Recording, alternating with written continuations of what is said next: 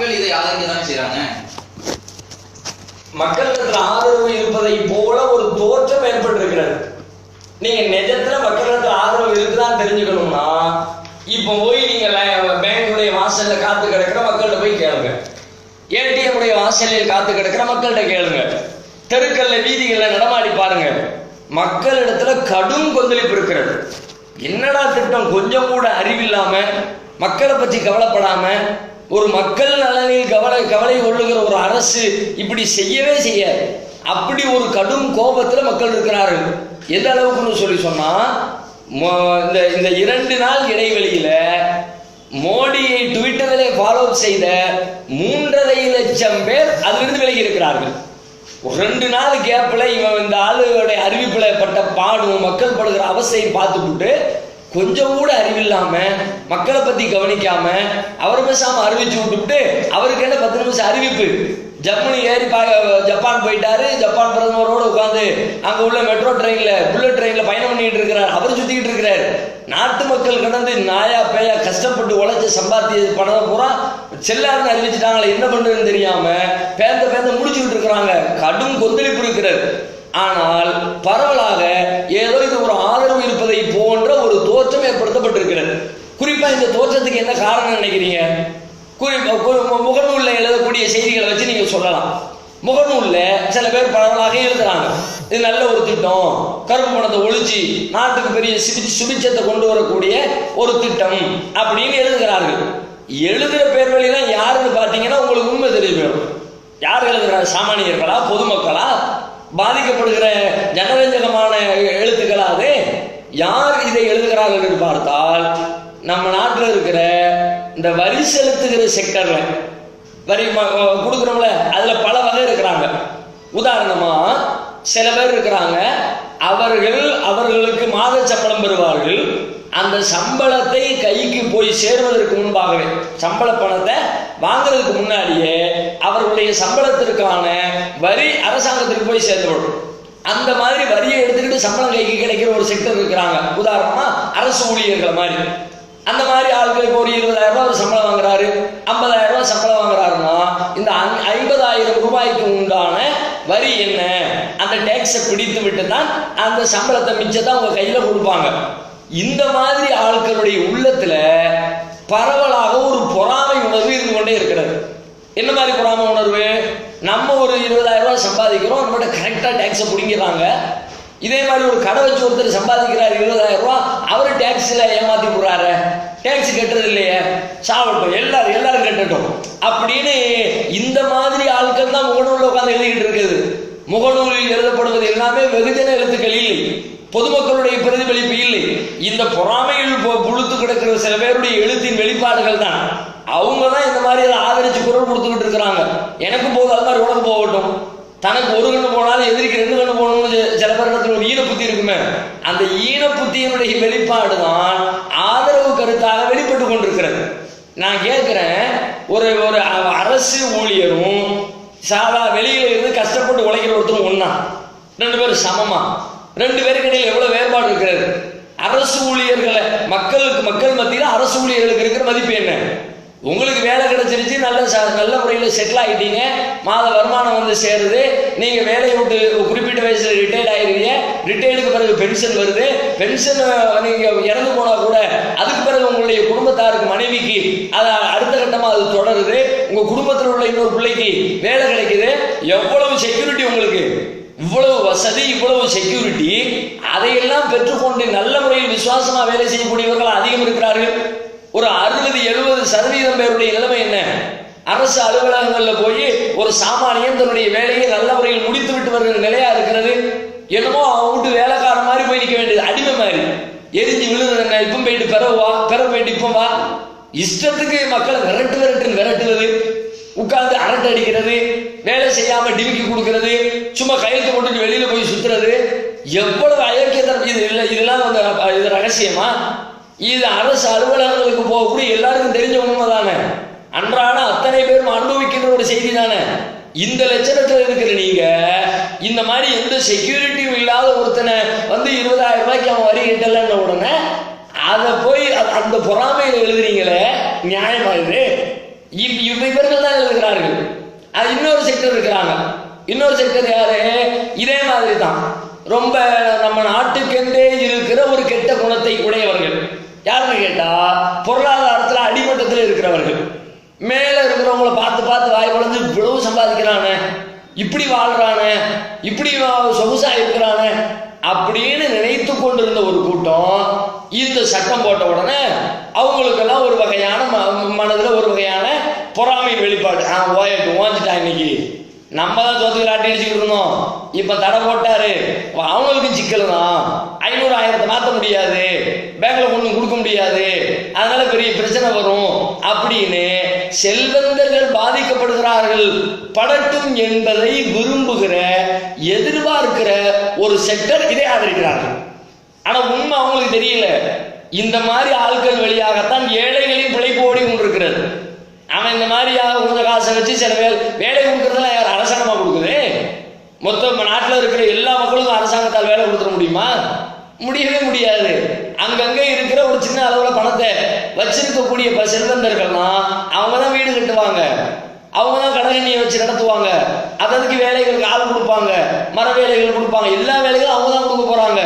அப்ப அவனுக்கு பாதிப்பு வந்தா இவனுக்கு பாதிப்பு வர போகுது.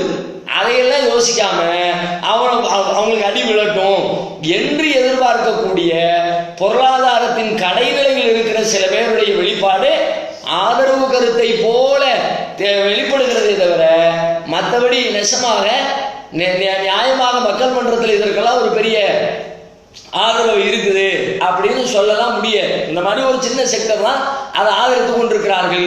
அதுவும் விவரம் தெரியாமல் ஆதரிக்கிறார்கள். அதனுடைய விபரீதங்களை விளைவுகளை அனுபவிக்க அனுபவிக்க எவ்வளவு பெரிய சிக்கலான ஒரு திட்டம் நம் மீது திணிக்கப்பட்டிருக்கிறது என்பதை அவர்களே புரிந்து கொள்வார்கள். மக்களை டிஜிட்டலுக்கு மாற சொல்றது தவறுங்கிறதுங்களா? டிஜிட்டல் வடிவத்துக்கு மாற சொல்றதெல்லாம் நம்ம தப்புன்னு சொல்ல வரல. ஆனா எப்போ சொல்லணும்னு இருக்குல்ல, சொல்லுங்க. டிஜிட்டல் வடிவங்கிறது ஒரு எளிமையான வடிவம் தான். வீட்டில் உட்கார்ந்துக்கிட்டே பல வேலைகளை ஆன்லைனில் பார்க்கலாம், வைக்கலாம், அப்படியெல்லாம் வாய்ப்பு இருக்குதான். அந்த வடிவத்துக்கு மாற்றுங்க. எப்போ மாற்ற சொல்லுவீங்க? அந்த வசதி நாடு முழுக்க வந்த பிறகு மாற சொல்லுங்க. டிஜிட்டல் வடிவத்தை மாற்றியாச்சு. வீட்டில் உட்காந்துக்கிட்டே சாமான் வாங்கணும். எல்லா நாட்டில் இருக்கிற எல்லா பகுதியிலையும் எல்லா மக்களுக்கும் இணையதள வசதி உண்டா?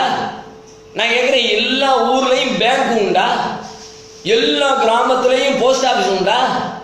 எல்லா இந்திய குடிமகனுக்கும் பேங்க் அக்கௌண்ட் உண்டா?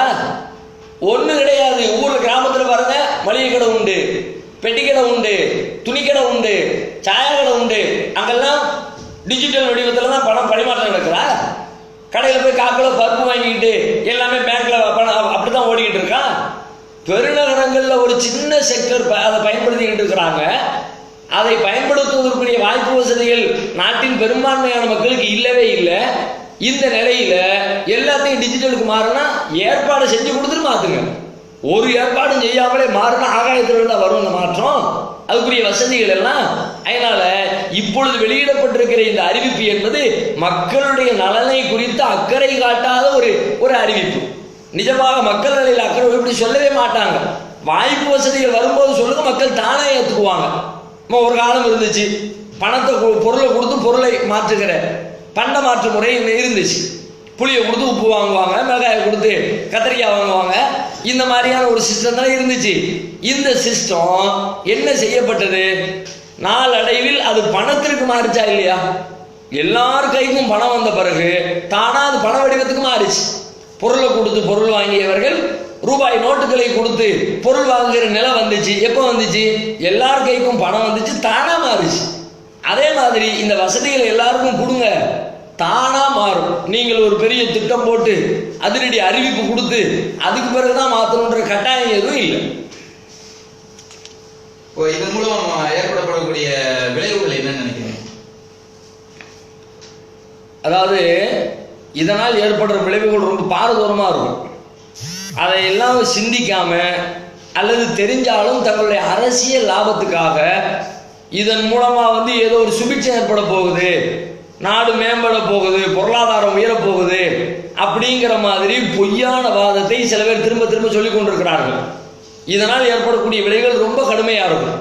உதாரணமா நீங்க சொல்றதா இருந்தா, அன்றாட திண்டாட்டம் இந்த 2 நாள் 3 நாள் இடைவெளியில ஏற்பட்டிருக்கிற திண்டாட்டத்தை யோசிச்சு பாருங்க. எவ்வளவு சிக்கல், எத்தனை திருமணங்கள் ரத்தாகி இருக்கிறது, எத்தனை முக்கியம் இறந்து விட்டவர்களுடைய அந்த தன்னுடைய தந்தையின் இறந்துவிட்ட தந்தையினுடைய இறுதிச் சடங்கை செய்ய முடியாமல் எத்தனை பிள்ளைகள் அவதிப்பட்டு கொண்டிருக்கிறார்கள். சாப்பிடுறதுக்கு கையில பணம் இருக்குது கத்தையா, ஆனா சாப்பிடுறதுக்கு சாப்பாடு கிடைக்காம எத்தனை பேர் ரோட்ல சிரமப்பட்டுக்கிட்டு இருக்கிறாங்க. இது இன்றைக்கு நாம கண்டிருக்கிறது. கேட்டா 2 நாள்ல போயிடும், 3 நாள்ல போய் எப்படி போகுங்கிறேன். இதை எப்படி நம்மால் ஒழிக்க முடியும்?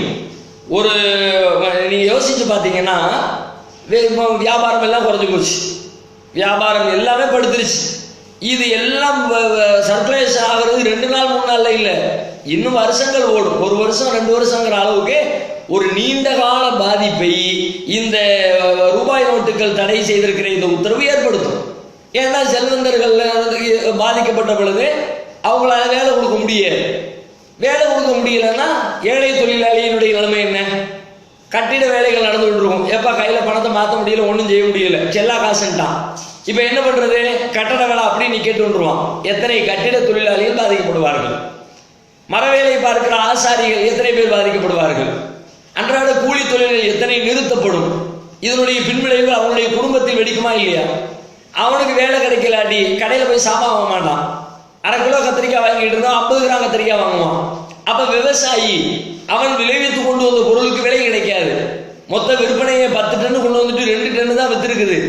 அப்போ இருக்கிற கிடைக்கிற காசை தந்தா போதும் அவன் நினைப்பான். வாங்கிட்டு வீட்டுக்கு போய் அவன் வீட்டில் அடுப்பு எரியாது, அவன் அடுத்து விவசாயம் செய்ய முடியாது. சங்கிலி தொடர் மாதிரி யாரோ ஒரு 4 பேர் பிடிக்க போறேன்னு சொல்லிவிட்டு நாட்டில் இருக்கிற அத்தனை மக்களையும் இவர்கள் குழி தோண்டி புதைப்பதற்கு திட்டமிட்டு விட்டார்கள். எத்தனை பெரிய சிரமங்களை இவர்கள் அனுபவிக்க போகிறார்கள் யோசிச்சு பாருங்க. இன்னும் நீங்க பாத்தீங்கன்னா நாங்க தான் பணம் கொடுத்துட்டோமே, நாங்க தான் 2000 ரூபாய் கொடுத்தா, ரூபா நோட்டு கொடுத்தாச்சே, சரி 2000 ரூபா நோட்டு கொடுத்துட்டியே, இந்த 2000 ரூபாயை கொண்டு போய் எத்தனை கடையில மாற்றி சாமான் வாங்க முடியுது? 2000 ரூபாயை கொண்டு போய் கொடுத்தா சில்லறை எல்லாம் வாங்குறான். சில்லறை வேணும்ல, அதுக்கு சில்லறை நாடு முழுக்க எங்க பார்த்தாலும் சில்லறையை கொடுத்துவிட்டு நீ 2000 கொடுத்துருந்தனா சரி 2000 ரூபாய் வச்சுக்கிட்டு முடிஞ்சிருச்சுன்னு சொல்லலாம். 2000 ரூபாய் கொடுத்தீங்க, சில்லறை வச்சு அதையும் வச்சுக்கிட்டு உட்காந்துருக்கிறான். பெட்ரோல் பங்கில் நீங்க ரூபாயை மாத்திக்கலாம், 500 ரூபாய் கொண்டு கொடுத்தா 500 ரூபாய் செல்லுங்கிறாங்க. பெட்ரோல் பங்கில் செல்லும், அவரும் சொல்றாரு செல்லும், ஆனா 500 ரூபாய்க்கு பெட்ரோல் போடு. ஏன்ட்ட 300 ரூபாய் 200 ரூபாய் 100 ரூபாய்க்கு பெட்ரோல் போட்டுட்டு 400 ரூபாய் சில்லறை கேட்டா என்னால தர முடியாது அப்படிங்கிறார் அவரு. இப்ப அவன் படுற அவஸ்தை என்ன? மொத்தமே 500 ரூபாய் வச்சிருக்கிறவன் பெட்ரோலுக்கு 500 ரூபாய் கொடுத்துட்டு சோத்துக்கு வெளியில நம்ம திண்டாடணுமா? அன்றாட சிக்கல்கள் ஒரு புறத்தில் இருந்தாலும் வேலை இழப்பு, பொருளாதார சிக்கல், இந்த மாதிரியான ஒரு நீண்ட கால பாதிப்புகள் இதனால் கண்டிப்பாக ஏற்பட போகிறது என்பது கண்ணுக்கு முன்னால் தெரிகிறது. இந்த புதிய ரூபாய் வெளியிடுற விஷயம் இது பரம ரகசியமா வச்சிருந்து தானே வெளியிட்டிருக்காங்க. இதன் மூலம் நன்மை இருக்கத்தானே செய்யும். இப்படி ஒரு பெரிய பில்டப் கொடுக்கப்படுகிறது. என்னன்னு கேட்டா அது எவ்வளவு கச்சிதமா ரகசியமா வச்சு இவ்வளவு பெரிய திட்டத்தை இத்தனை கோடி மக்கள் மத்தியில வெளியிடாம திடீர்னு ஒரு நைட்ல வந்து ஒரு அறிவிப்பு செய்யற வரைக்கும் யாருக்காவது தெரியுமா? அவ்வளவு ரகசியம் காத்து அற்புதமாக திட்டத்தை அரங்கேற்றி விட்டார் மோடி, சாதனையின் நாயகன். அப்படியெல்லாம் பல பேர் இன்றைக்கு அவருக்கு பாராட்டு தெரிவித்துக் கொண்டிருக்கிறார்கள். இது உண்மையா? எந்த அளவுக்கு உண்மை? உங்களுக்கு தெரியாத ரகசியம், எனக்கு தெரியாத ரகசியம், நம்மை போன்றிருக்கிற நாட்டில் பெரும்பான்மையாக இருக்கிற 80-90% மேல் இருக்கிற நடுத்தர மக்கள், ஏழை மக்களுக்கு தெரியாமல் அது பரம ரகசியமாக வைக்கப்பட்டிருந்தது உண்மை. ஆனால் யார் யாரெல்லாம் இதிலே பாதிக்கப்பட போகிறார்கள், யாருடைய பணமெல்லாம் மீட்கப்பட வேண்டியது இருக்கிறது என்று நாம் நினைக்கிறோமோ அப்படிப்பட்ட பெருங்கொண்ட பணக்காரர்களுக்கெல்லாம் சொல்ல வேண்டிய விதத்திலே சொல்லப்பட்டு விட்டது. எல்லாத்தையும் தெரிஞ்சு டிஸ்கஸ் பண்ணி அவங்களுக்கு நன்மை செய்வதற்காகத்தான் இந்த திட்டமே. நாட்டில் எவன் கேடு கட்டு போனா என்ன, எத்தனை கோடி மக்கள் பாதிக்கப்பட்டா என்ன, பெருங்கொண்ட செல்வந்தர்களுடைய தொடர்பு நமக்கு தேவை, அவனுடைய பணம் நமக்கு தேவைன்னு அவர்களை திருப்திப்படுத்துவதற்காக அவர்களுக்கெல்லாம் தெரிஞ்சுதான் இந்த திட்டம் கொண்டு வரப்பட்டிருக்கிறது. இது ஒன்றும் ரகசியம் கிடையாது. உதாரணத்துக்கு நான் சொல்றேன், ஒரு 6-7 மாதத்துக்கு முன்னாடி SBIல இருந்து ஸ்டேட் பேங்க் ஆஃப் இந்தியாவுடைய சார்பில் ஒரு அறிக்கை ஒன்று வெளியிடப்பட்டது. என்ன அந்த அறிக்கையில் என்ன சொன்னாங்க? சில பேர் வந்து பணத்தை வங்கிகள்ல இருந்து மீட்டு எடுத்துக் கொண்டிருக்கிறார்கள், அதற்கான காரணம் என்னவென்றால் 500 ரூபாய் 1000 ரூபாய் நோட்டுகளை அரசு தடை செய்ய போவதாக அந்த கசிந்த செய்தியை கேள்விப்பட்டு பல பேர் தங்களுடைய பணத்தை எடுத்துக்கொண்டிருக்கிறார்கள் என்று ஒரு அறிக்கையை சமீபத்தில் ஒரு 6-7 மாதங்களுக்கு முன்னால் ஸ்டேட் பேங்க் ஆஃப் இந்தியா சார்பிலே வெளியிடப்பட்டது. இந்த செய்தி நாட்டில் எத்தனை பேருக்கு தெரியும்? எத்தனை 6-7 மாதத்துக்கு முன்னாடி நாட்டு மக்கள்லாம் இன்னைக்கு பேங்க்ல போய் காத்து கிடக்கிற மாதிரி 4000 ரூபாய்க்கு 2000 ரூபாய்க்கு வேண்டி காலையிலேருந்து சாயங்காலம் வரைக்கும் சாப்பிடாம பட்னியா கிடக்கிற மாதிரி, இதே மாதிரி 6-7 மாசத்துக்கு முன்னாடி ஒரு நிலைமை இருந்துச்சா? எத்தனை பேர் பேங்குக்கு போனோம்? எத்தனை பேர் பணத்தை எடுத்தோம்? பெரும்பாலும் யாரையும் எடுக்கல. ஆனா ஒரு சின்ன செக்டர் எடுத்தாங்க. மிக குறைந்த எண்ணிக்கையில் இருக்கிற பெருங்கொண்ட செல்வங்களை பதுக்கி வைத்திருக்கிற நாட்டின் பெரும்பான்மையான செல்வத்திற்கு பணத்திற்கு சொந்தக்காரர்களாக இருக்கிற பதுக்கல் பேர்வழிகளாக இருக்கிற சில பேர் பணத்தை மொத்தமாக எடுத்திருக்கிறார்கள். அதனால தானே எஸ்பிஐல இருந்து அப்படி ஒரு அறிக்கை ரிப்போர்ட் கொடுக்க வேண்டிய தேவை வந்துச்சு. எஸ்பிஐ கொடுத்த ரிப்போர்ட் ஏன் கொடுத்தாங்க? இந்த மாதிரி 500-1000 தடை செய்யப்பட போகிறது. இது இன்னைக்கு நேற்று உள்ளது 6-7 மாசத்துக்கு முன்னாடியே கசிஞ்சிருச்சு. உங்க திட்டம் என்னங்கிறது அப்படி சில பேருக்கு மட்டும் போயிருக்கிறது. நல்ல கவனிங்க, நாட்டு மக்கள் அத்தனை பேருக்கும் போகல. நாட்டில் இருந்த சில பேருக்கு அந்த செய்தி போய் சேர்ந்திருக்கிறது. உடனே அவர்கள் விழித்துக் கொண்டு அதற்கான ஏற்பாடுகளை செய்திருக்கிறான் என்று செய்தி வந்துச்சு. இது பரம ரகசியம். ஒன்று. ரெண்டாவது, நீங்க சொல்லுங்க, இவர் மேற்கு வங்கத்தில் கல்கத்தாவில் பிஜேபியினுடைய கட்சி சார்பில் மோடியின் அறிவிப்புக்கு சில மணி நேரத்திற்கு முன்பாக 1000 கோடி ரூபாய், 1 கோடி ரூபாய், 1000 ரூபாய் நோட்டுகளை, 1 கோடி ரூபாய் பெருமானம் உள்ள 1000 ரூபாய் நோட்டுகளை கொண்டு போய் வங்கியில கொடுத்து அதை எக்ஸ்சேஞ்ச் பண்றாங்க. எப்ப பண்ணாங்க? எப்பமோ நடந்தது இல்லை இது. இன்னும் சில மணி நேரத்தில் மோடி மக்கள் முன்னால் தோன்றி 500 ரூபாயும் 1000 ரூபாயும் செல்லாது என்று அறிவிக்க போகிறார். அந்த அறிவிப்புக்கு சில மணி நேரத்திற்கு முன்னால் இந்த காட்சி அரங்கேறுகிறது. எப்படி இது சந்தேகப்படாமல் இருக்க முடியுமா? அப்ப நீங்க என்ன பண்ணிட்டீங்க? உங்களுக்கு தெரியும், உங்களுக்கு தெரிஞ்ச சரௌண்டிங்ல சொல்லிட்டீங்க. பிஜேபி கட்சிக்காரங்களுக்கு சிக்னல் கொடுத்துட்டீங்க, எல்லாரும் அலர்ட் ஆயிருங்க, இது மாதிரி ஒரு திட்டத்தை கொண்டு வர போறோம், மாத்திரவன் மாத்திக்க, எக்ஸ்சேஞ்ச் பண்றவன் பண்ணிக்க, தங்கத்தை வாங்குற வாங்கிக்க, நிலத்துல போடுறவன் போட்டுக்க, என்னென்ன வேலை செய்யணுமோ செஞ்சுக்க, அடுத்த அறிவிப்பு வருதுன்னு உடனே அதிரடியாக ஆங்காங்கே அந்த பணம் வேறு வடிவத்தில் மாறிவிட்டது. அழகான உதாரணம். வேற என்ன? அது மட்டுமா? சரி, அவ்வளவு ரகசியமா வச்சு அதுக்கு பிறகு ஒரு நாள் இடைவெளி விட்டு 2வது நாளில் பேங்க் வழியாக மக்களுக்கு பணத்தை கொண்டு போய் சேர்க்கிறோம். நீங்க அப்படியா நடந்துச்சு? ஒரு ஆளுக்கு 4000 ரூபாய் தான் தருவோம். அந்த 4000 ரூபாய் கூட அடையாள அட்டை தரணும். அவரு அதனுடைய ஜெராக்ஸை கொண்டு கொடுக்கணும் எங்களுக்கு. அப்பதான் 4000 ரூபாய் தருவோம். இப்படி எல்லாம் கட்டுப்பாடு வச்சு தானே நீங்க கொடுத்துக்கிட்டு இருக்கிறீங்க பொதுமக்களுக்கு. உத்தரப்பிரதேசத்தினுடைய பிஜேபியின் தலைவர், அவருடைய மகள் நளினி போஸ் கொடுக்கிறார். நேற்றைக்கு முன்தினம் கையில 2000 ரூபாய் கட்டுக்களை கட்டுக்கட்டாக வைத்துக் கொண்டு 10 லட்சம் ரூபாயை கையில வைத்துக் கொண்டு இந்த மாதிரி புது பணம் எங்கள்கிட்ட இருக்குன்னு போஸ் கொடுக்கிறார். ஒரு ஆளுக்கு 4000 தானே கிடைக்கும். அவங்க குடும்பத்தில் ஒரு 10 பேர் இருக்கிறாங்கன்னு வச்சுக்கோங்க, 40,000 தானே கிடைக்கும். 10 பிஜேபியுடைய மகளுக்கு கிடைத்தது எப்படி? அப்ப ஆளு பணம் எங்க எப்படி பதுக்கணுமோ பதுக்க வேண்டிய வேலைகள்லாம் நடந்துருச்சு. அதனால தான் அந்த அறிவிப்பு வந்த சில மணி நேரத்தில் சில குறிப்பிட்ட செக்டர் அதிலேயே கருப்பு பணத்தை இன்னும் அதிகமா பெருக்குனாங்க.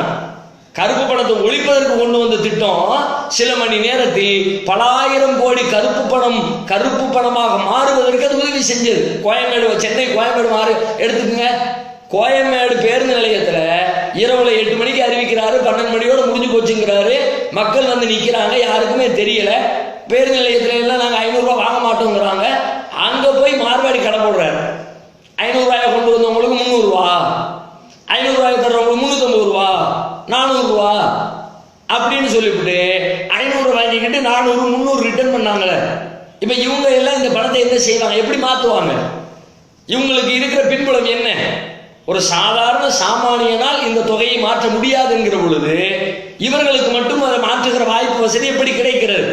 அப்ப உள்ளுக்குள்ள எல்லாம் போக வேண்டிய இடத்துக்கெல்லாம் போயிடுச்சு. எந்த பணம் எவ்வளவு கன்வெர்ட் ஆகணும், யார் கைக்கு போகணும், எல்லா வேலைகளும் முன்னமே முடிந்து விட்டது. வந்த உடனே இதை வச்சு எவ்வளவு சம்பாதிக்கலாம்னு எல்லா திட்டமும் போட்டு வைத்து விட்டு அதற்கான அறிவிப்பை செஞ்சுட்டு இப்ப என்னமோ பரம ரகசியமா வந்துச்சு, யாருக்கும் தெரியாம வந்துச்சு என்று மக்களுடைய காதில் பூசிட்டு கொண்டிருக்கிறார்கள். இப்போ இந்த புதிய ரூபாய் நோட்டுகள் மூலமா மக்களுக்கு சிரமப்படுறதை பார்க்குறோம். அதே நேரத்தில் அனைத்து ஏற்பாடுகளும் செய்யப்பட்டிருப்பதால் 3 நாட்களில் நிலைமை சீராகிடும் சொல்றாங்களே, இது எப்படி? ஒரு ஏற்பாடு செய்யல. என்ன ஏற்பாடு செஞ்சிருக்கிறாங்க? பணியா முதல்ல மக்களுக்கு பணம் அவங்களுடைய கையில் இருக்கிற பணத்தை கொடுத்து மாத்துறதுக்கு அதுக்குரிய ஏற்பாடு பண்ணணும்ல. ஏற்பாடு பண்ணனா என்ன பண்ணணும்?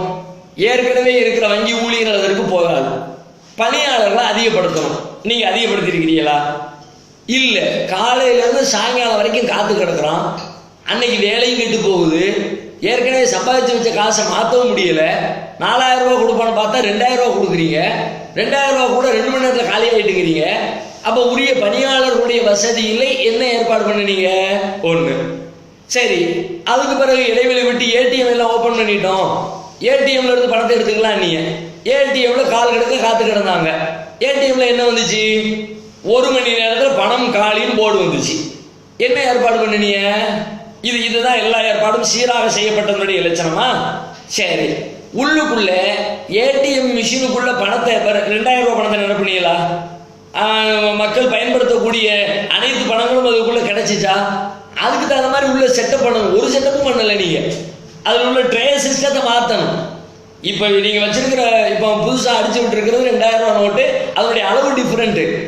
ஏற்கனவே இருக்கிற 1000 ரூபாய் நோட்டுடைய அளவு வேற, அது பெருசு, இந்த சிறுசு. உள்ளுக்குள்ள அதுக்கு தகுந்த மாதிரி ட்ரேயை மாற்றி அமைக்கணும். மாற்றி அமைச்சிங்களா? மாற்றி அமைக்கல. அதனால பணத்தையும் நிரப்ப முடியல. கையில் பணத்தை வச்சிருந்தாலும் ஏடிஎம்ல கொண்டு போட்டு மக்கள் அதை பயன்படுத்தக்கூடிய வாய்ப்பை நீங்க ஏற்படுத்தி கொடுக்கல. சரி, ஒரு பேங்க்ல ஒரு ஏடிஎம்ல போய் பணத்தை எடுக்கிறோம். பணத்தை எடுத்தா சில வங்கிகள்ல ஒரு நாளைக்கு 25,000 எடுக்கலாம், சில வங்கிகளை ஒரு நாளைக்கு 40,000 எடுக்கலாம். அப்படி எல்லாம் சாப்ட்வேர்ல ப்ரோக்ராமிங் செய்து வைத்திருக்கிறார்கள். இப்போ போய் எத்தனாயிரம் ரூபாய் எடுக்கலாம்னு ஒரு சிஸ்டம் செஞ்சு வச்சிருக்கிறீங்களா? அந்த சிஸ்டத்தையும் செஞ்சு வைக்கல. நீ என்ன ஏற்பாடு பண்ணிட்டுங்கிறிய? ஒரு ஏற்பாடும் இல்லை. அப்போ மக்களுடைய கொண்டு போற வாகனங்கள் ஆல்ரெடி என்ன வாகனம் இருந்துச்சோ அந்த வாகனம் தான். ஒரு குறிப்பிட்ட எண்ணிக்கை சொல்றாங்க, அதோட வாகனத்தை அதிகப்படுத்தினீங்களா? அதையும் அதிகப்படுத்தல. எந்த வசதிகளையும் செய்யாமல் வெறும் அறிவிப்பு, கொஞ்சமான பணத்தை அடிச்சுட்டு வச்சுட்டு உட்கார்ந்து இருக்கிறீங்க. இவ்வளவுதான் நடந்திருக்கிறதே தவிர முறையான அறிவிப்புகள் ஒண்ணுமே இல்லை. லேட்டா தான் புதிய புதிய அறிவிப்புகள்லாம் வரும். இபில கொண்டு பணத்தை கொடுக்கலாம், அதுக்கு 2 நாள் ஆகுது. சொத்து வரி செலுத்தலாம், அது 2 நாள் கழிச்சு அறிவிப்பு வருது. ஏன் முதல்ல சொன்னா என்ன? முதல் நாளே மக்களுக்கு இதை அறிவிக்கிற அந்த நிமிஷத்துல எல்லாத்துக்கும் ஜியோ போட்டு அனுப்பிவிட வேண்டியது எல்லா ஸ்டேட் கவர்மெண்ட்டுக்கும். ஏன் செய்யல? ஒரு ஏற்பாடையும் செய்யாம உட்கார்ந்துட்டு புதுசா சிக்கல் வரும் பொழுது தலையை பிச்சுக்கிட்டு அதை என்ன செய்ய, இதை என்ன செய்ய? மக்கள் ரோட்ல கிடந்து அல்லாடிக்கிட்டு உட்கார்ந்து இருக்கிறாங்க. 3 நாள்ல நிலைமை சீராகும். எப்படி சீராகும்? நீங்க கொடுக்குற இந்த 4000 ரூபாய் 4000 ஒவ்வொரு நாளும் வேலையை விட்டு பேங்க் வாசல்ல காத்து கிடந்து ஒரு நாளைக்கு 4000, ஒரு நாளைக்கு பணமே இல்லை, ஒரு நாளைக்கு 1000, இதையெல்லாம் வாங்கி வேலை இழந்து எத்தனை நாள் மக்களை தவிக்க விட போகிறீர்கள்? எனவே இவர்கள் எந்த ஏற்பாடும் செய்யவில்லை என்பதுதான் உண்மை. பொதுவாக அந்த பதுக்கல் பண்ணக்கூடியவர்கள் 1000 ரூபாய் 500 ரூபாய் போன்ற கரன்சியில தான் பதுக்குறாங்கன்னு பார்க்குறோம். இப்போ அதனாலதான் நாங்க 1000 ரூபாய் 500 ரூபாய் தடை செஞ்சோம் அப்படின்னு சொல்றாங்களே, இதை பத்தி நீங்க என்ன நினைக்கிறீங்க? அதாவது பெரிய அதிக மதிப்புள்ள கரன்சி தான் பதுக்கலுக்கு பயன்படுத்தப்படுது. அதனால நாங்க இதை தடுத்திருக்கிறோம் என்பது உண்மையானால் பிறகு 2000 ரூபாய் அடிச்சிய 2000 ரூபாங்கிறது 1000 விட கம்மியா, 2000 ரூபாங்கிறது 500 ரூபாயோட கம்மியா. அதிக மதிப்புள்ள பணத்தை தான் பதுக்கி நிறைய வச்சிடலாம் அப்படின்றதுக்காக வேண்டி இவங்க தடுப்பாங்களாம். அது உண்மையா இருந்தா நீங்க அதை விட அதிகமான அடிக்க கூடாது. அதை விட அதிகபட்சமான கரன்சி மதிப்புள்ளதை அடிச்சிருக்க மொரார்ஜி தேசாவும் அறிவிச்சாரு. அதிக மதிப்புள்ள கரன்சியை பதுக்கலுக்கு பயன்படுத்துறாங்க, எனவே அதை செல்லா காசாக அறிவிக்கிறோம் அப்படின்னு அறிவிச்சாரு. அவர் அதுக்கு மேல ஒரு அடிக்கலையே. 10,000 ரூபாய் செல்லாதுன்னாரு, அவர் 10,000 திரும்ப அடிக்கல. 5,000 ரூபாய் செல்லாதுன்னாரு, 5,000 திரும்ப அடிக்கல. ஆனா அதிக மதிப்புள்ளது செல்லா பதுக்கலுக்கு பயன்படுகிறதுன்னு சொல்லிட்டு பிறகு அதை விட அதிக மதிப்புள்ளதை கொண்டு போய் பண்ணி இப்ப ஈஸியா பதுக்குவானே. ஏற்கனவே 1000 ரூபாய் பதுக்கிட்டு இருந்தா இப்ப 2000 ரூபாய் பதுக்குவாங்களே. 100 கட்டு பதுக்கி வச்சு 50 கட்டு பதுக்கி வச்சா போதுமே. பிறகு நீங்க என்ன வகையில இது நீங்கள் இந்த திட்டத்தை சொல்றீங்கன்னு தெரியலையே. அதனால நீங்க சொல்லக்கூடிய வாதம் என்பது அதிக கரன்சி பெரிய மதிப்புள்ள கரன்சி அதை தடுத்திருக்கிறோம் என்று சொன்னால் அதற்கு தகுந்த மாதிரி நீங்க நடக்கவில்லை. ஒன்று. ரெண்டாவது, சரி அதுலேயும் உண்மையாளர்களாக இருந்தால் அதில் மட்டும் நிற்கணும். உங்களுடைய அறிவிப்பு எப்படி இருக்கிறது? எல்லா கரன்சியும் மாற்ற போறோங்கிறீங்க. 10 ரூபாயை மாற்ற போறோம், 5 ரூபாயை மாற்ற போறோம், 20 ரூபாயை மாற்ற போறோம், 50 ரூபாயை மாற்ற போறோம், 100 ரூபாயை மாற்ற போய் அடுத்தடுத்த நாட்கள் அறிவிப்பீங்க. அப்படிதான் உங்களுடைய அறிவிப்பு இருக்கிறது. இதை சொல்லிவிட்டு அதனால தான் பெரிய கரன்சின்னு சொல்லிவிட்டு எதுக்கு தேவையில்லாம எதையாவது ஒன்று கேட்ட உடனே ஒரு பதிலை சொல்லணும், மக்களை வாயடைக்க செய்யணும் என்பதற்காக வேண்டிய இவர்கள் அவிழ்த்து விட்ட பொய் தானே தவிர அதுலேயும் எந்த உண்மையும் இல்லை. இப்போது இந்த நிகழ்ச்சி நேரலையில் பார்த்துக்கிட்டு இருக்கக்கூடிய சகோதரர்கள் சில விஷயங்களை சொல்லியிருக்காங்க. குறிப்பா இந்த வெளிநாட்டு சுற்றுலா பயணிகள் கூட இதன் மூலமா அவதிப்படுறாங்க, அதையும் பதிவு செய்யுங்க அப்படின்னு சொல்லியிருக்காங்க. அதை பற்றி உங்களுடைய இப்போ வெளிநாடுகளுக்கு போனவங்களுக்கு ஒரு பெரிய திண்டாட்டம் தான். போனவங்க இங்கேருந்து அங்கே நம்ம நாட்டு ரூபாயை கொண்டு போய் அங்கே உள்ள கரன்சியை மாற்றி வச்சுருப்பாங்க. சில பேர் மாற்றினது முடிஞ்சு போச்சு, மாற்றாமல் தொகையை வச்சுருப்பாங்க. வந்து இறங்கின உடனே தங்களுடைய ஊருக்கு கொண்டு போய் திருநெல்வேலிக்காரராக இருப்பார், அவர் அங்கேருந்து இங்கே வருவார். எங்கே வருவார்? இந்தியாவுக்கு வருவார், சென்னையில் வந்து இறங்குவார். சென்னையில் இருந்து கொண்டு அவர் போய் திருநெல்வேலி வரைக்கும் போய் சேரணும். அதுக்கான பணத்தை ரெடி பண்ணி வச்சிருப்பாரு. இப்ப சென்னை வந்து இறங்கின பிறகு அதுக்காக வேண்டிய அந்த 500 ரூபா 1000 ரூபாய் பணம் வச்சிருப்பாரு. என்ன செய்யறதுன்னு முடிச்சுட்டு நிற்பாரு. வந்து மெட்ராஸ் 4 நாளைக்கு காத்து கிடக்கணும், அது பேங்க் வாசல் போய் கிடக்கணும், அதுக்கு 1008 கேள்வி கணக்கு அப்படி இப்படி சொல்லிவிட்டு அந்த சிக்கலை எல்லாம் அவர் மாட்டணும். அந்த மாதிரியான எல்லா பயணிகளுக்கும், உள்நாட்டு பயணிகள் சிக்கல்ல தவிப்பதை போல வெளிநாட்டு சுற்றுலா பயணிகளும் இதனால் சிக்கல்ல தவித்து கொண்டிருக்கிறார்கள் என்பது யதார்த்தமான உண்மை. இப்போ பதுக்கியவர்கள் மீதான அந்த தண்ட தொகையை உறுதிமிக்க நடவடிக்கையாக எடுத்துக்கொள்ளக்கூடாதா? ஒரு அயோக்கியத்தனமான நடவடிக்கையாக தான் எடுத்துக்கொள்ளணும். ஏன்னா என்ன அறிவிச்சிருக்கிறாங்க, சட்டப்படி வருட வருமானம் 2.5 லட்சத்துக்கு வரைக்கும் இருந்துச்சுன்னா உங்களுக்கு டேக்ஸ் கிடையாது. இதான சட்டம். இப்போ ஒருத்தர் கொண்டு போய் பணத்தை 5 லட்சத்தை போடுறாரு, ஒரு 10 லட்சத்தை போடுறாரு. போட்ட உடனே இவங்க என்ன செய்யறாங்க, 5 லட்சத்துக்கானது கெட்டு, 10 லட்சத்துக்கு எவ்வளோ டேக்ஸ் உண்டோ அதை கெட்டு, அதுவும் 30% 40 அந்த அளவுக்கு அதிகபட்சமான தொகை 20 லட்சம் ரூபாய் போட்டாருன்னா ஏறத்தாழ 12.25 லட்சம், 13 லட்சம் வைங்களேன். 13 லட்சத்தை டேக்ஸா பிடிச்சிட்டு மீதி 7 லட்சத்தை கொடுப்பாங்க. 20 லட்சத்தை ஒருத்தன் போட்டாங்கன்னா அதுக்கு இவங்க செய்ய ஒரு ரிட்டர்ன் எப்படி பண்ண போறாங்க, அதுல 13 லட்சம் 12,75,000 ரூபாய் டேக்ஸ் பிடிச்சிக்குவாங்க. மீதி இருக்கிற தொகையை மட்டும்தான் அவங்க அவர் கையில கொடுப்பாங்க. இந்த மாதிரி செய்ய போறாங்க. இப்ப நம்மளுடைய கேள்வி என்ன, 2.5 லட்சம் ரூபாய் என்பது ஆண்டு வருமானத்துக்கா ஆயுள் வருமானத்துக்கா? ஒரு ஆண்டுக்கு தானே. ஒரு வருஷத்துக்கு 2.5 லட்சம் ரூபாய் நீ சம்பாதிச்சுக்க, 2.5 லட்சம் ரூபாய்க்கு எனக்கு டேக்ஸ் கொடுக்க தேவையில்லைன்னு. இப்போ உங்களுக்கு கொண்டு பணத்தை கொண்டு பேங்க்ல போட போறான இந்த அறிவிப்புக்கு பிறகு அவன் இந்த ஒரு வருஷம் சம்பாத்தியமா, அது 10 வருஷம் சம்பாத்தியம், 20 வருஷம் சம்பாத்தியம், 30 வருஷம் சம்பாத்தியம், குருவி சேர்த்த மாதிரி பல வருஷமா கொஞ்சம் கொஞ்சமா சேர்த்திருப்பான். ஒரு வீடு வாங்கணும் கனவோட 20 வருஷமா சேர்த்து வச்சிருப்பான். ஒரு விவசாயி ஒவ்வொரு வருடமும் தன்னுடைய விவசாயத்திலிருந்து கிடைக்கிற வருமானத்தை சேர்த்து சேர்த்து சேர்த்து ஒரு தோட்டம் வாங்கணும், இன்னும் நம்முடைய விவசாயத்தை பெருக்கணும், ஒரு வீடு வாங்கணும், அவருக்கு ஒரு கார் வாங்கணும் என்பதற்காக வேண்டி 25 வருஷம் சேர்த்திருப்பானே. 25 வருஷம் உழைப்பு, 15 வருஷம் உழைப்பு நீ என்ன பண்ணணும், டிவைட் பண்ணணும்ல. 25 வருஷம் நீ 25 லட்சம் ரூபா கொண்டு வந்து போட்டிருக்க, அப்ப வருஷத்துக்கு 1 லட்சம் ரூபா வீதம் தான் ஆகுது. வருஷத்துக்கு நீ 2 லட்சத்தை தொடல, எனவே உனக்கு டேக்ஸ் கிடையாதுன்னு சொல்லணும். அதை விட்டுப்புட்டு எவ்வளவு அநியாயமா சொல்றாங்க.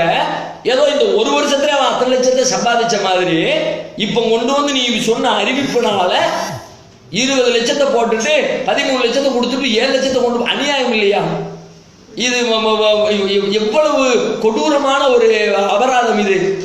நியாயமற்ற ஒரு நடவடிக்கையை செய்துவிட்டு இதுக்கு பேர் உறுதிமிக்க நடவடிக்கை. எப்படி இதை உறுதிமிக்க நடவடிக்கை? ஒரு மனைவி இருக்கிறா, கல்யாணம் முடிஞ்ச நாள்ல இருந்து பணத்தை சேர்த்துக்கிட்டு இருக்கிறா, 15 வருஷம் 20 வருஷம் குடும்பம் நடத்தினவ கணவனுடைய உழைப்புல இருந்து கொஞ்சம் கொஞ்சமா சில்லறை குருவி சேர்க்கிற மாதிரி சேர்த்து சேர்த்து சேர்த்து சேர்த்து ஒரு 10 லட்சம் ரூபாய் சேர்த்திருக்கிறா 20 வருஷ இடைவெளியில. இப்ப இந்த 10 லட்சத்தை கொண்டு போய் போட்டா நீ என்ன செய்யணும்? கல்யாணம் முடிஞ்ச நாள்ல இருந்து கால்குலேட் பண்ணணும்ல, இத்தனை ஆண்டு கால உழைப்பு, எனவே இதுக்கு டேக்ஸ் தேவையில்லைன்னு சொல்லணும்ல. அதை விட்டுவிட்டு இந்த 20 லட்சத்தையும் 10 லட்சத்தையும் ஒரே நாளில் ஒரே வருடத்தில் சம்பாதித்ததை போல அவங்களுடைய பணத்தை பூரா பிடுங்க திட்டம் போட்டா ஏழை எளிய மக்கள் கஷ்டப்பட்டு உழைச்ச சம்பாதிச்ச பணத்தை எல்லாம் சட்டம் என்ற பெயரால், அதிகாரம் என்ற பெயரால் அநியாயமான முறையில் புடுங்குவீங்களா? இந்த மாதிரி சட்டம் போட்டு மக்களுக்கு பாதிப்பை ஏற்படுத்திய அரசுகள் எல்லாம் ஒண்ணும் இல்லாம போயிட்டா வரலாற்றுல. நீங்க மிஞ்சுவீங்களா? அந்நிய அக்கிரமமான ஒரு நடவடிக்கை இந்த நடவடிக்கை. இன்னும் சொல்ல போனா, அவன் பேங்க்ல போடு நீங்க பெருசா நீங்க கம்பல் பண்றீங்கல, பேங்க்ல நீங்க என்ன பெரிய சர்வீஸா பண்ணிட்டு இருக்கிறீங்க? வரக்கூடிய மக்களுக்கு, ஏழை எளிய மக்களுக்கு வாங்க உட்காருங்க அப்படின்னு கேட்டு மக்கள் உதவி செய்யற மாதிரி உங்களுடைய பேங்க் சர்வீஸ் இருக்குது. போனா வள்ளு நாய் ஒன்று மாதிரி விடுறான். ஊருக்குள்ள பெரிய கண்ணியமா கம்பீரமா ஒரு தலைவரா வளம் வந்துகிட்டு இருப்பான். மக்களுடைய மரியாதையை பெற்ற பெரிய மனிதராக உட்கார்ந்துகிட்டு இருப்பாரு. பேங்குக்கு போனா என்னன்னு கேட்க நாதி இருக்காது. அவனும் பேசுற விதமும் புரியாது. இந்த லட்சணத்தை அவனை ட்ரீட் பண்ணுவியே. இவன் கொண்டு வந்து டெய்லி சம்பாதிச்சு உங்க பேங்க்ல கொண்டு பணத்தை போடுவானா? உங்க சிஸ்டத்தை மாத்துங்க. நீங்க யாருக்கு சர்வீஸ் பண்றீங்க? நடுத்தர வர்க்கத்திற்கும் ஏழை எளிய மக்களுக்குமா சர்வீஸ்? மல்லையாவுக்கும் சர்வீஸ் பண்ணுவீங்க, பெரிய அம்பானிக்கும் அதானிக்கும் சர்வீஸ் பண்ணுவீங்க, அவங்களுக்கு உட்கார வச்சு வரவேற்பீங்க, மாலை மரியாதை கொடுப்பீங்க. ஆனா இந்த ஏழை பாளையங்களுக்கு அங்க எந்த மரியாதையும் இல்லை, மதிப்பும் இல்லைன்னா அவன் எப்படி பேங்கை தேடி கொண்டு வந்து உங்களுக்கு பணத்தை கொடுப்பான்? பணத்தை கொடுக்க மாட்டான். அதை தாண்டி அன்றாட செலவுக்குள்ள பணத்தை எல்லாம் கொண்டு போய் பேங்க்ல போட்டு டெய்லி செலவுக்கு என்ன பண்ணுவான்? பேங்க்ல போடுங்கிறீங்கள. வீட்டில் ஒரு கல்யாணம் வச்சிருக்கிறாங்க கிராமத்தில். கல்யாணத்துக்கு 1008 செலவுகள் இருக்கும். ஒரு பாத்திர கடை இருக்கும், ஒரு பந்தல் போட்டிருப்பாங்க, என்ன ஒரு மைக் செட் பண்ணியிருப்பாங்க, பண்டு பாத்திரங்கள் வாங்கியிருப்பாங்க, நகை நட்டுகள் வாங்கியிருப்பாங்க. எவ்வளவு இருக்குது செலவு. ஒவ்வொரு செலவுக்கும் அதுக்குரிய பணத்தை செக்கா போட்ட கொடுத்துக்கிட்டு இருப்பான். மைக் செட்டுக்காரன் ஊர்ல மைக் 250 ரூபா மைக் செட்டு கேட்பான். சில கிராமத்தில் 250 செக்கு போய் பேங்க்ல எடுத்துக்க. அவன் எந்த பேங்குக்கு போவான்? அவன் செக்கை முன்ன பின்ன பார்த்துருப்பானா? கொடுக்க முடியுமா, வாங்க முடியுமா? இது யதார்த்தத்தில் நடைமுறையில் சாத்தியமா? அப்ப நடைமுறை சாத்தியமற்ற ஒரு திட்டத்தை தான் நீங்கள் கொண்டு வந்துவிட்டு நீ உறுதிமிக்க நடவடிக்கை. அதனால தான் மக்களை எளிமைப்படுத்துங்க, மக்களுடைய சட்டத்தை எளிமைப்படுத்துங்க. கேட்டா என்ன பதில் சொல்றாங்க? அதான் நாங்கள் 20,000 வரைக்கும் வைத்துக் கொள்வதற்கு அனுமதி கொடுத்துருக்குறோமே. 20,000 நம்ம நாட்டில் இன்னைக்கு அதுக்கு ஒரு மதிப்பா? இதை வெளிநாடுகளில் $20,000 சொன்னா மதிப்பு, 20,000 தீனார்னு சொன்னா மதிப்பு, 20,000 ரியால்னு சொன்னா மதிப்பு. அதை வச்சு எவ்வளவோ பொருள் வாங்க முடியும், எவ்வளவு வேலைகள் செய்ய முடியும். 20,000 ரூபாய் அது ஒரு மதிப்பா? 2 வேலைக்கு கொடுத்தா முடிஞ்சு போச்சு. 3வது வேலைக்கு கையில் பணம் இருக்க. இந்த லட்சணத்தில் நீங்க சிஸ்டம் வைத்துக் கொண்டு மக்களிடமிருந்து அபராத தொகை என்ற பெயரால் தண்டத்தை வசூலித்து ஏழை எளிய மக்களுடைய வயிற்றில் அடிக்கிற வேலை தானே தவிர இது உறுதிமிக்க நிலைப்பாடு இல்லவே இல்லை. இப்போ மத்திய அரசு கொண்டு வந்திருக்கிற புதிய திட்டத்தை பொறுத்தவரையிலும் அது கருப்பு பணத்தை மீட்கிறது தான் அப்படின்னு சொல்றாங்க. ஆனா கருப்பு பணத்தை மீட்பு பொறுத்தவரையும் அது மக்களுக்கு நன்மை தானே, அதையும் எதிர்க்கிறீங்க? மக்கள் நன்மைனா என்ன? மக்களுக்கு நலன் செய்வது என்றால் என்ன? மக்கள் சந்தோஷமாக, மக்கள் சிரமம் இல்லாமல் மக்களுக்கு மகிழ்ச்சியை எது ஏற்படுத்துகிறதோ அதுக்கு பேரு நன்மை. நீங்க 20 நாட்டில் பதுக்கல் பணத்தை பதுக்கி வச்சிருக்கிற செக்டர் எத்தனை சதவீதம்? எவ்வளவு மக்கள்? நாட்டில் 128 கோடி பேர் இருக்கிறான் அப்படின்னா 120 கோடி பேர் பதுக்கி இருக்கிறானா? 100 கோடி பேர் பதுக்கி வச்சிருக்கிறானா? ஒரு 5% பேர்கிட்ட பதுக்கி இருக்குது, பெரிய தொகை, அவ்வளவுதானே. நீங்க 50,000, 1 லட்சம், 1.5 லட்சம் வச்சிருக்கிறவனுக்கு பேச வரலாங்கிறீங்க. 1000 கோடி, 2000 கோடி, 3000 கோடின்னு வச்சிருக்கிறவன்கிட்ட இருந்து பணத்தை மீட்டு மக்கள் நாட்டை உயர்த்த போறோங்கிறீங்க. இந்த 1000 கோடி 2000 கோடி எத்தனை பேர்கிட்ட இருக்கு? மொத்த நாட்டில் ஒரு 50 பேர்கிட்ட இருக்குமா? ஒரு 100 பேர்கிட்ட இருக்குமா? ஒரு 500 பேர்கிட்ட இருக்குமா? 1000 பேர்கிட்ட இருக்குதுமே. ஒரு 1000 பேரிடம் இருந்து பணத்தை வெளியே கொண்டு வருவதற்காக 128 கோடி மக்களை தண்டிப்பது நியாயமா? இது இது இது இது ஒரு அரசாங்கம் செய்கிற வேலையா? அதிகாரம் கையில் இருக்கிறது என்பதற்காக வேண்டி நீங்க என்ன வேணாலும் செய்வீங்களா? நம்முடைய நீதிமன்றங்கள்ல ஒரு வழக்கு சொல் ஒன்று உண்டு. குற்றவாளிகள் எத்தனை பேர் வேணுமானாலும் தப்பிக்கலாம், ஆனால் ஒரே ஒரு நிரபராதி கூட தண்டிக்கப்படக்கூடாது அப்படின்னு சொல்லுவாங்கல்ல. அநியாயமா யாரும் பாதிக்கப்படக்கூடாதுன்னு. இப்ப நீங்க செஞ்சு வச்சிருக்கிறது என்ன? எத்தனை பேர் பாதிக்கப்படுறாங்க? நிரபராதிகள் தானே, அநியாயமாக தான் பாதிக்கப்படுறாங்க. 500 1000 சம்பாதிச்சு தின கூலிகள் தானே பாதிக்கப்படுறாங்க. அதனால இந்த மக்கள் நலன் என்பது அனைத்து மக்களுக்குமான நலன் தான் நலன். அனைத்து மக்களுக்கும் சிரமத்தை கொடுத்து விட்டு மக்கள் நலனுக்காகத்தானே என்று சொல்வதை ஏற்றுக்கொள்ள முடியாத ஒண்ணு. 2வது நீங்க யோசிச்சு பார்க்கணும், மக்கள் நலன் என்ன அர்த்தம்? பணம் கிடைச்சோன்னு மக்களுக்கு உதவி செய்யணும்ல. மேலை நாடுகளில் பாருங்க, அரபு நாடுகளில் பாருங்க, மக்களுக்கு அவங்களுடைய வரிப்பணமோ வேறு எந்த பணமோ அரசாங்க கஜானாவில் சேர்ந்து விட்டால் ஏழை எளிய மக்கள், வேலை இல்லாத மக்கள், வருமானத்திற்கு வழி இல்லாத மக்கள், அவர்களுக்கெல்லாம் அரசின் நிதியில் இருந்து மாதா மாதம் ஒரு தொகையை ஒதுக்குறார்கள். நீங்க இது மாதிரி செய்றீங்களா? இருக்கிறவன்ட்ட வரி வாங்கிட்டீங்க, இல்லாதவனு கொடுக்கணும்ல. அந்த திட்டமும் உங்களிடத்துல இல்லையே. பிறகு என்ன மக்கள் நலன் சார்ந்த திட்டம், மக்களுக்கு நன்மை தானே நீங்க கொண்டு வந்திருக்க. இதனால ஒரு நன்மை கிடையாது. மக்களுக்கு அந்த நன்மை போய் சேரணும், அதை பயன்படணும், அவன் மகிழ்ச்சி அடையணும், அதனுடைய நன்மைகளை அவர்கள் அனுபவிக்கணும். அந்த மாதிரி உங்கள் சிஸ்டத்தை மாத்துங்க. அப்பந்தான் இது மக்கள் நலன் சார்ந்த திட்டமாக இருக்க முடியும். இப்போ தற்சமயம் அந்த செய்திகளை பொறுத்தவரை என்னன்னா, இந்த கள்ள நோட்டு, இப்போ புதிய ரூபாயில வந்து கள்ள நோட்டு வந்திருக்கதா செய்தி வந்துருக்கு இருக்கு. இதை பத்தி மக்களுக்கு நீங்க என்ன சொல்றீங்க? அந்த தகவலும் வர ஆரம்பிச்சிருச்சு. புதிய ரூபாய் நோட்டில் கூட கள்ள நோட்டு அச்சடிச்சு மக்கள் மத்தியில் புழக்கத்துக்கு வந்திருக்குன்ற மாதிரி செய்திகள் வருகிறது. எந்த அளவுக்கு உண்மைன்னு தெரியல, ஆனால் ஆச்சரியப்படுறதுக்கும் ஒண்ணுமே இல்லை. ஜெராக்ஸ் மிஷினில் வச்சு அடிச்சு விடுறான் பணத்தை. இதுக்கு முந்தியெல்லாம் கைது பண்ணாங்களே சில பேரை. எப்படா கள்ள நோட்டு தயார் பண்ணணும்னா ஜெராக்ஸ் மிஷினில் வச்சு அடிச்சு கொடுத்தாங்க. அப்போ வந்து உட்கார்ந்த உடனே 2 நாள் உட்கார்ந்து யோசிச்சு 3ஆம் நாள் ரெடி பண்ணிட்டானே, அவ்வளோதான் பண்ணத்தான் போறான். நீங்கள் செய்திருக்கிற செக்யூரிட்டி சிஸ்டம் அப்படி. அதனால் இதில் ஆச்சரியப்படுறதுக்கு ஒன்றும் இல்லை. இது தெளிவாக இந்த 3 நாளில் சொல்லிவிடுச்சு. சில பேர் சொன்னாங்க காலம்தான் பதிலளிக்கும், பொறுத்திருந்து பாருங்கள், இது எப்படி இவர்கள் தயாரிக்கிறார்கள் என்று பார்ப்போம் அப்படின்னா சவடால் விட்டவங்களுக்கு 3 நாளில் ரிசல்ட் கிடைச்சிருச்சு. காலம் சொன்ன பதில் என்ன? இந்த கள்ள நோட்டு அடிச்சு திரும்ப ரிலீஸ் என்கிற செய்தி தான் காலம் தந்திருக்கிற பதில். இப்போ அந்த கருப்பு பணத்தையோ சல்லல் பணத்தையோ ஒழிக்க இயலாத போது ஏன் இந்த திட்டத்தை மத்திய அரசாங்கம் கொண்டு வந்திருக்கு? இது ரொம்ப முக்கியமான ஒரு கேள்வி.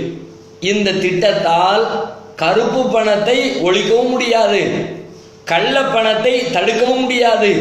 இது உங்களுக்கு தெரிந்திருப்பதை போல, எங்களுக்கு தெரிந்திருப்பதை போல, நாட்டிலே சிந்திக்கிற ஏராளமான மக்களுக்கு தெரிந்திருப்பதை போல இந்த திட்டத்தை கொண்டு வந்திருக்கிற பாரதிய ஜனதா கட்சிக்கும் அதன் அரசுக்கும் தெரிந்த செய்தி. அதில் அவங்களுக்கு தெரியாம ஒண்ணு வந்துடல. பிறகு ஏன் கொண்டு வந்தார்கள் என்றால் அவர்களுடைய சொந்த குறுகிய அரசியல் லாபத்திற்காக, அரசியல் ஆதாயத்திற்காக இந்த திட்டத்தை கொண்டு வந்திருக்கிறார்கள். வேற காரணமே நீங்க சொல்ல முடியாது. உதாரணமா இப்ப ஊபி தேர்தல் வருது, அதனை தொடர்ந்து இன்னும் சில மாநிலங்களுடைய தேர்தல் வருகிறது. 2.5 ஆண்டு காலத்தில் பாரதிய ஜனதா மத்திய அரசியலே பொறுப்பேற்ற நாளில் இருந்து இன்றைக்கு வரைக்கும் அவர்களுக்கு சரிவுக்கு மேல் சரிவு ஏற்பட்டு கொண்டே வருகிறது. எல்லா பிரச்சனைகளையும் பொதுமக்கள் அவர்களுக்கு எதிராக இருக்கிறார்கள். குறிப்பாக சிறுபான்மை மக்களுக்கு எதிராக அவர்கள் எடுத்த ஒவ்வொரு நடவடிக்கைகளும் அவர்களுக்கு எதிர்வினையைத்தான் உண்டாக்கி இருக்கிறதே தவிர ஆதரவு கருத்துக்களை ஏற்படுத்தவே இல்லை. அப்ப அதையெல்லாம் மறைக்கணும், மாற்றணும், மக்களுடைய கவனத்தை திசை திருப்பணும். அடுத்து வரக்கூடிய இதுக்கு முன்னாடி நடந்த பல மாநில தேர்தல்கள்லையும் அடிக்கு மேல அடி வாங்கியாச்சு.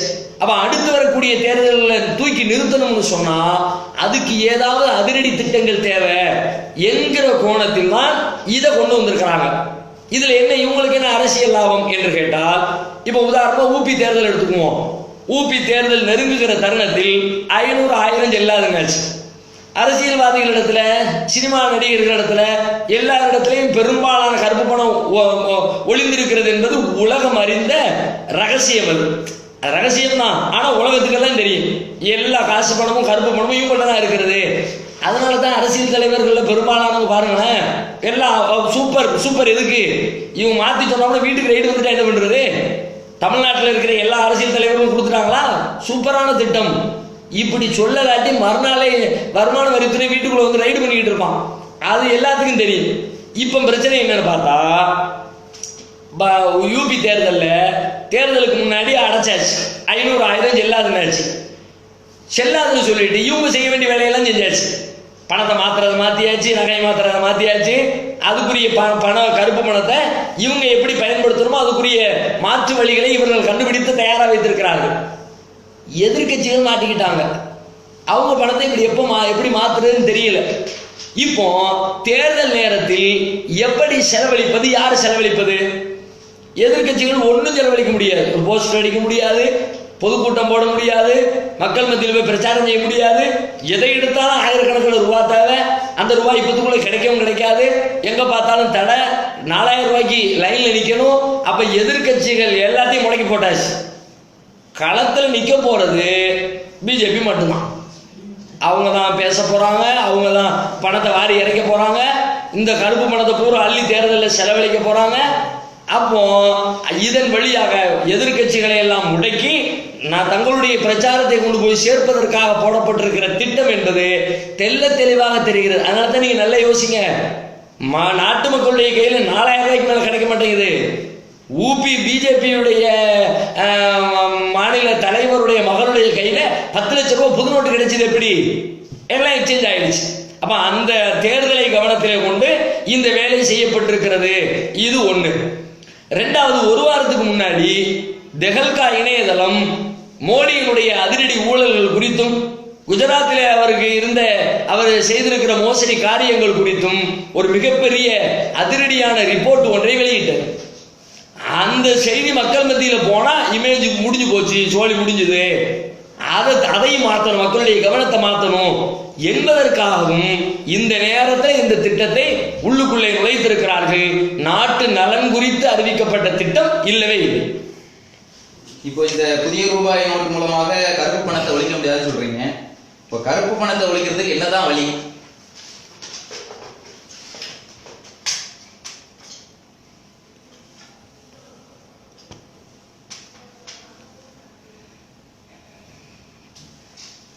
கருப்பு பணத்தை ஒழிக்கணும்னா இந்த திட்டம் தேவையில்லை. நாட்டு மக்களிடத்துல வரியை வாங்கித்தான் அரசாங்கம் நிர்வாகம் செய்ய முடியும். இது யதார்த்தம், இதை நம்ம மறுக்கல. இந்த வரியை பொறுத்த வரைக்கும் சின்னஞ்சிறிய நாடுகள், மக்கள் தொகை ரொம்ப குறைவாக இருக்கிற நாடுகள், அவங்க தங்களுடைய நிர்வாகத்துக்காக வேண்டி மக்களிடத்துல அதிகமான வரியை போட்டு தான் வசூலித்து நிர்வாகத்தை செய்வாங்க. நம்ம இந்தியாவுக்கு அதிக வரி போட வேண்டிய தேவையில்லை. ஏன்னா மக்கள் தொகை அதிகம் உள்ள நாடு, எல்லாரும் சம்பாதிக்கிறாங்க. அந்த வரியினுடைய அளவை நீங்க குறைச்சு பாருங்க. இப்போ ஏறத்தாழ 30% வரி பிடித்தம் செய்கிறீர்கள். 1 லட்சம் ரூபாயில 30,000 ரூபாய் பிடிங்கிக்கிட்டா எவ்வளவு பெரிய தொகை. இதை ஒரு 2%, 3%, 5% நிலைக்கு கொண்டு வாங்க. வரி என்பது 5% தான் அப்படின்னு சொல்லுங்க. மனம் எல்லா மக்களும் கொண்டு வந்து வரியை கொண்டு வந்து கட்டுவாங்க. நீங்க என்ன பண்ணிட்டீங்க? 30% அநியாய வரியை போட்ட உடனே யாருக்குமே மனசு வர மாட்டேங்குது. என்னடா இது இவ்வளவு அநியாயமா, கஷ்டப்பட்டு சம்பாதிச்ச தொகையில ஒரு பெரும் தொகையை பிடிக்கிட்டாங்களே அப்படின்னு நினைக்கும் போது கொடுக்க முன் வருவாங்களா? அப்பதான் கள்ளத்தனத்தை மனசு யோசிக்குது. எப்படி இதுல இருந்து தப்பிக்கலாம்? அரசாங்கத்துக்கு கணக்கு காட்டாம பணத்தை பிளாக்ல பதுக்கிறது எப்படி அப்படிங்கிற சிந்தனை எல்லாம் ஏன் வருது? நீங்க போட்டு வச்சிருக்கிற அநியாயமான வரி கொள்கை தான் அதற்கு முக்கியமான காரணம். இந்த கொள்கையை மாற்றி வரியின் சதவீதத்தை குறைத்து 5%, ஒரு 3% என்று கொண்டு வாருங்கள்.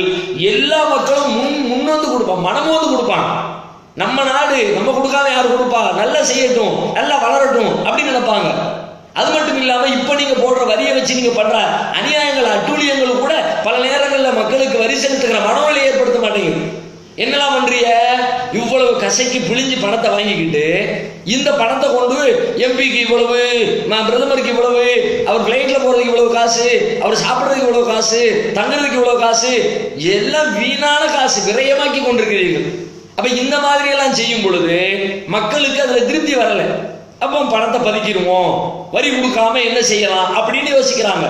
வரி சிஸ்டத்தை மாத்துங்க, மக்கள் தானாக முன்வந்து கொடுக்கிற நிலையை உண்டாக்குங்க. இத்தனை கோடி மக்கள் இருக்கிற ஒரு தேசத்தில் மக்களுடைய நிர்வாகத்தை கொண்டு செலுத்துவதற்கு அச்சப்பட வேண்டிய அவசியமே இல்லை. பல கோடிக்கணக்கான ரூபாய்களை மக்கள் தானாக முன்வந்து கொட்டுவார்கள். இது ஒரு விஷயம். ரெண்டாவது நீங்க யோசிச்சு பார்க்கணும், எத்தனை பேர் வாங்கியிருக்கிறாங்க கடன்? நாட்டில் கடன் வாங்கியிருக்கிறாங்கல்ல, கடன் வாங்கியவர்களிடத்துல வாங்கின கடனை முறையா வசூலிங்க. கடனை நான் இந்த 2000 வாங்கினவன் 5000 வாங்கினவனை பத்தி பேசல. பல 1000 கோடிகள், லட்சம் கோடிகள் கடன் வாங்கி இருக்கிறாங்களே, கொடுத்த கடனை திரும்ப நீங்க எல்லாத்தையும் வசூல் பண்ணீங்களா? உங்களுடைய கொள்கையே ஒரு மட்டரகமான கொள்கை. என்ன கொள்கை? பணக்காரர்களுக்கு வசதியும் ஏழைகளை கசக்கி பிடிக்கிற ஒரு கொள்கை. அனில் அம்பானிக்கு கடன் கொடுத்திருக்கிறிய, அதானிக்கு கடன் கொடுத்திருக்கிறிய, டாடா பிர்லான்னு சொல்லிட்டு இந்த மாதிரி பெரும் செல்வந்தர்களுக்கு பணம் கொடுத்திருக்கிறீங்க, கடன் கொடுத்திருக்கிறீங்க. இந்த கடனை, கொடுத்த கடனை திரும்ப பெற்றீர்களா? நாட்டில் பணம் சர்க்குலேஷன் என்பது ஏறத்தாழ 16 லட்சம் கோடி பண ரூபாய் நோட்டுகள் சர்க்குலேஷன்ல இருக்கிறது. 16 லட்சம் கோடி ரூபாய் சர்க்குலேஷன்ல இருக்குதுல்ல, இதுல பெரிய பெரிய இந்த மாதிரியான கார்ப்பரேட் நிறுவனங்களுக்கு கொடுக்கப்பட்டிருக்கிற கடன் அளவு எவ்வளவு தெரியுமா? 8.5 லட்சம் கோடி. 16 லட்சம் கோடி மொத்த இந்தியாவுடைய பணப்புழக்கமா, 8 லட்சம் அந்த அதானி குரூப், அம்பானி குரூப், பிர்லா குரூப்னு போய் மாட்டிக்கிட்டு இருக்குன்னா இந்த கடனை வசூலிக்கிறதுக்கு யார் முயற்சி எடுத்தீங்களா? இந்த கடனை அதனுடைய அதுக்கு நீங்க போட்டு வச்சிருக்கிற வட்டிங்கிற பேர்ல போட்டு அதை வசூல் பண்ணீங்களா? அதுக்கு திட்டம் போட்டு பாருங்க. மக்களிடத்துல இப்படி அதிரடி அறிவிப்புகளுக்கு அவசியமே இல்லை. சாந்தமா அமைதியா சந்தோஷமா நாட்டை வழிநடத்த முடியும். எத்தனையோ பல நல்ல திட்டங்களை கொண்டு வர முடியும். ஆனால் அவர்களுக்கெல்லாம் சட்டம் போடுகிற மனோநிலை உங்களுக்கு இல்லை. அவனை நல்ல வாழ வைக்கணும், மத்தவன் எவ்வளவு நாசமா போனாலும் சரி என்று நீங்கள் நினைக்கின்ற காரணத்தினால்தான் இந்த பிரச்சனை ஏற்பட்டிருக்கிறது. நான் கேட்கிறேன், அசலை விடுங்க, வட்டியை விடுங்க, குறைஞ்ச கடனை திரும்ப தரலாம், சொத்து ஜப்தின்னு ஒரு அறிவிப்பு வெளியிட முடியுமா உங்களால? ஒரு 5 லட்சம் ரூபாய் கடனை வாங்கிட்டு வீட்டுக்கு மேல ஒரு நிலத்துக்கு மேல கடன் வாங்கினவன சொத்தை ஜப்தி பண்ணி மாசைக்கு 4 பேப்பர்ல விளம்பரம் போடுறீங்களே, இந்த சொத்து விற்பனைக்கு வருகிறது, அந்த சொத்து விற்பனைக்கு வருகிறது, இந்த வாகனம் விற்பனைக்கு வருகிறது, கோடி கோடியை சேர்த்து வச்சிருக்கிறாங்களே, கொள்ளையடிச்சு வச்சிருக்கிறாங்களே, அந்த சொத்துக்களை ஜப்தி பண்றோம். அவங்களுடைய சொத்துக்களை ஜப்தின்னு ஒரு அறிவிப்பு உங்களால் வெளியிட முடியுமா? வெளியிட்டு பாருங்க, முடிஞ்சிச்சு பிரச்சனை. அதை கொண்டு எத்தனையோ ஆண்டுகளுக்கு நாட்டுக்கு பட்ஜெட் போடலாம், மக்களுடைய கஷ்டங்களை தீர்க்கலாம். கருப்பு பணம் என்ற பேர் அதை பத்தி சிந்திக்காமலே மக்களை நல்ல முறையில் கொண்டு போக வழி இருக்கிறது. இப்ப கூட சமீபத்தில் 2 லட்சம் கோடி கடனை தள்ளுபடி செய்திருக்கிறோம் மத்திய அரசு அறிவிச்சிச்சு. யாருக்கு நீங்க தள்ளுபடி பண்ணீங்க? ஏழை எளிய மக்களுக்கா? எல்லாம் பெரிய பெரிய பணக்காரர்களுக்கு. சுப்ரீம் கோர்ட் கேள்வி கேட்டுச்சு, 2 லட்சம் கோடி தள்ளுபடி பண்ணி யாரு? அந்த லிஸ்ட்டை கொடு. லிஸ்ட்டை கொடுக்குறது உங்களுக்கு என்ன தயக்கம்? இத்தனை லட்சம் கோடி பணத்தை கடனாக பெற்றவர்கள் யார்? நீங்கள் யாருக்கு சலுகை காட்டுகிறீர்கள்? அவர்களை மக்கள் மன்றத்தில் வெளிப்படுத்தினால் என்ன? அந்த 2 லட்சம் கோடியில் என் வீட்டு வருமானம் இருக்குதா இல்லையா? என்னுடைய வரிப்பணம் இருக்குதா இல்லையா? என் வரிப்பணத்தை தூக்கி நீங்க யார் யாருக்கு இல்லாம கொடுப்பீங்க, நாங்க வேடிக்கை பார்த்துட்டு இருக்கணுமா? அப்ப இந்த வராக்கடனை தள்ளுபடி என்ற பெயரால் செய்த அதை நிறுத்துங்கள், கொடுக்கப்பட்டிருக்கிற கடனை வசூலியுங்கள், அதை முறையாக வரி திட்டத்தை முறைப்படுத்தி அதனுடைய சதவீதத்தை குறைத்து பாருங்கள். நாட்டு மக்கள் அள்ளி அள்ளி கொடுப்பார்கள், மனமோந்து கொடுப்பார்கள், கள்ளத்தனம் இல்லாமல் கொடுப்பார்கள். நாடு சுபிட்சமாக வளர்வதற்கு வாய்ப்பு இருக்கும். இந்த சிஸ்டம் தான் கள்ளப்பணம் கருப்பு பண சந்தை உருவாகுவதற்கான முக்கிய பின்னணியாக இருக்கிறது. அன்புக்குரிய சகோதரர்களே, கருப்பு பணம் குறித்தும் 500 ரூபாய் 1000 ரூபாய் நோட்டுகள் தடை செய்வது குறித்தும் பல்வேறு கேள்விகளுக்கு தற்பொழுது விடையளிக்கப்பட்டிருக்கிறது. அவற்றையெல்லாம் நல்ல முறையில் சிந்தித்து உணர்ந்து எதிர்வருகிற காலத்தில் இந்த ஆட்சியினுடைய